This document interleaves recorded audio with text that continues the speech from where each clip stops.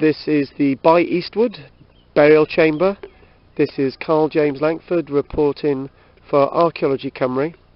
You can see the large capstone, which is around 10 tons in weight, and as you get closer to the burial chamber you can actually see the underlying ossostat, which seems to have been snapped in half.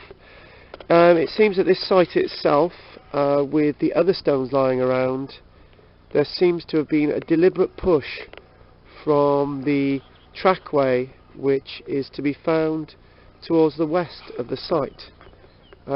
Locally, a farmer remarked that this was a deliberate practice of pushing the burial chamber to the collapsed state around 50 to 60 years ago.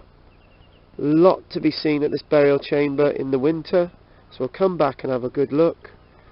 This is a wonderful site, one of those missing gems in the burial chamber enigmas of this region. By Eastwood is very near Bridgend. This is something to be seen. Reporting out for Archaeology Cymru. Thank you.